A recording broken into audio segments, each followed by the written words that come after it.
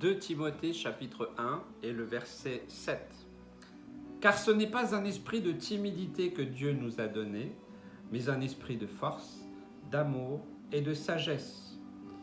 La timidité, je crois qu'on l'a tous connue, alors de différentes manières, à différents moments dans notre vie.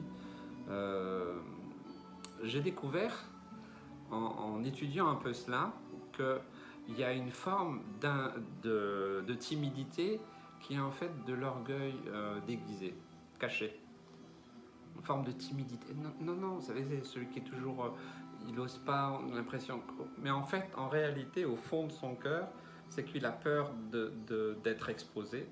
Il a peur d'échouer, il a peur d'être mal vu, il a peur d'être mal considéré. Donc certains disent « Oh, comme il est timide », mais en réalité, cette personne, elle est très orgueilleuse. Vous voyez, j'ai découvert ça. Donc, la parole de Dieu nous rappelle qu'il nous a donné son esprit et que c'est pas un esprit de timidité. Non. Souvent, les gens ils disent « Ah oui, vous les chrétiens, vous êtes des faibles. » Vous n'êtes pas capable voilà, c'est parce que vous n'avez rien alors que vous croyez à votre Dieu là qui... Ok, non, c'est pas du tout ça. Non.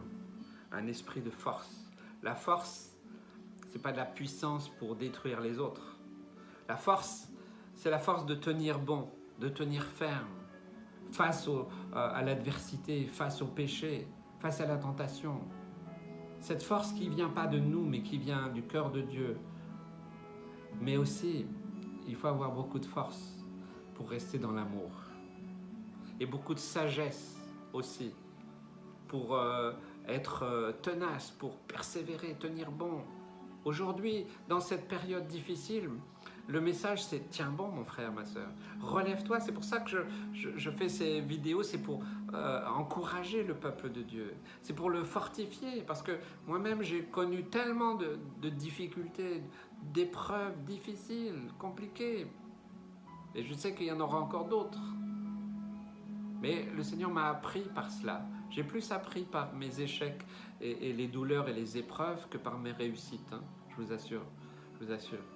C'est là que c'est forgé réellement ce que Dieu a voulu faire de moi. Alors, j'aimerais simplement que nous puissions prier, Seigneur.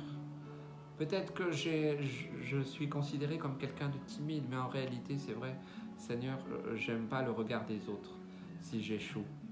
J'aime pas m'exposer. J'aime pas qu'on me dise « Allez, vas-y ». Voilà, il faut que je me fasse supplier parce qu'en réalité, c'est vrai, Seigneur, j'ai de l'orgueil. Peut-être qu'il faut que chacun se remette en question devant Dieu. Et que nous puissions considérer que l'esprit que Dieu nous a donné, ce n'est pas un esprit de timidité déguisé en orgueil ou en fausse humilité ou je ne sais trop. Voilà, non, c'est un esprit de force, c'est-à-dire que c'est la puissance de l'œuvre que Jésus a accomplie à la croix à travers nous, la puissance du Saint-Esprit.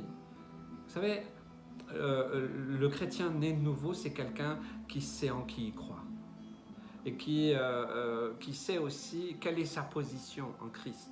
Ça, c'est une puissance, c'est une force.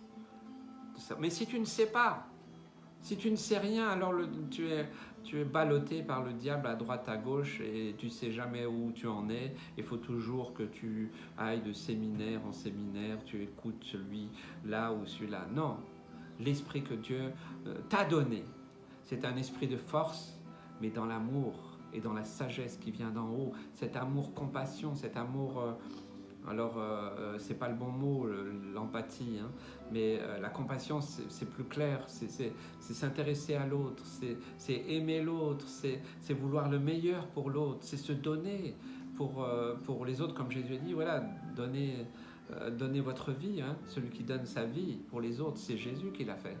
Je crois que vraiment nous devons rentrer dans cette dimension que dans les temps troublés que nous vivons, eh bien, nous ne pouvons pas rester dans une timidité, fausse humilité, orgueil déguisé, mais que réellement nous laissions l'Esprit de Dieu, laisse l'Esprit de Dieu mettre réellement cette puissance de vie afin que tu puisses avoir un impact autour de toi pour proclamer le nom de Jésus. C'est nécessaire aujourd'hui par les temps que nous vivons. Je vois tellement dans les chrétiens persécutés, on croirait que peut-être ils n'ont aucune force, ils vont vous dire mais non, nous on est incapable de rien, voilà, mais quand l'adversaire est là, quand les difficultés sont là, alors cet esprit de force, d'amour, de sagesse, eh bien, est là sur eux et ça fait la différence et ça peut faire la différence pour toi mon ami, mon frère, ma sœur.